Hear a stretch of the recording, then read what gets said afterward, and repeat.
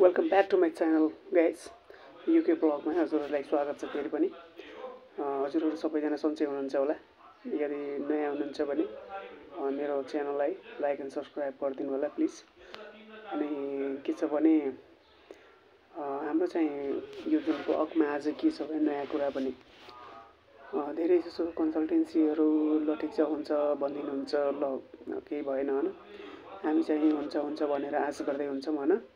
तर कन्सल्टेन्सीहरूमा के हुन्छ भने तपाईहरु पनि राम्रोसँग एकदम बुझेर सम्झेर अनि बल्ल चाहिँ आफ्नो चाहिँ एप्लाई गर्नु होला। किनभने त्यहाँ चाहिँ के अरे युनिभर्सिटीहरूबाट पनि धेरै आजकल ग्यापहरू लिएको छैन होइन। अनि त्यही भएर चाहिँ तपाईहरु गर्दाखेरि एप्लाई गर्दाखेरि राम्रोसँग डकुमेन्टहरू मिलाएर गरेर अनि बल्ल 3 इयर्सको ग्याप भन्दा बढी भयो भने एप्लाई नगर्दा नि हुन्छ हजुरलाई। त्यही भएर चाहिँ अब यो चाहिँ अहिले चाहिँ टप अप कोर्समा धेरै जसो चाहिँ युनिभर्सिटीबाट चाहिँ मेल आउँदै रहेछ कि के अरे 3 इयर्स मोर देन 3 इयर्समा चाहिँ हामी इलिजिबल गरिरहेछौँ भनेर स्टुडेन्टहरूलाई पनि मेन्सन गरिरहेछ।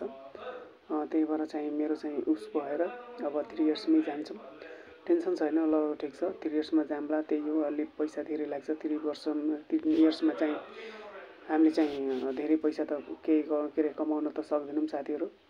त्यहाँ चाहिँ गएर अब 3 वर्ष चाहिँ पढेर त्यहीँको पैसा चाहिँ युज गरेर त्यहीँको ट्युसन फीहरू सबै गर्नुपर्छ हामीले। त्यही भएर अलिकति गाह्रो हुन्छ।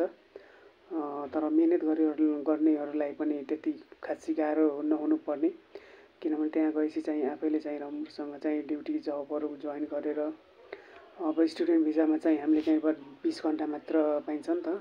20 घन्टा पाएपछि अब अलिकति टेन्सन बढिहाल्छ। त्यही भएर चाहिँ 20 घन्टामा चाहिँ अब ट्युसन फी हामीले दिनुपर्छ जोगाएर। अब फेरि रुम रेन्ट पनि त्यति नै महँगो हुन्छ त्यहाँ युकेमा।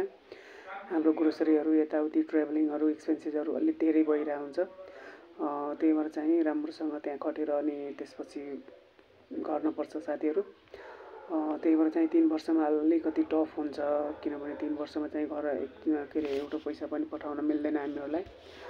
तर अहिले चाहिँ यो चाहिँ टप अप जुन कोर्स आछ नि त्यसमा चाहिँ यदि तपाईहरु चाहिँ डिप्लोमा लेभल सकेको 1-2 वर्ष मात्र ग्याप छ भने तुरुन्तै एप्लाई गरिदिइहाल्नुहोस् साथीहरू। किनभने हजुरको लागि एकदम सुनहरा एकदम मौका आएको छ।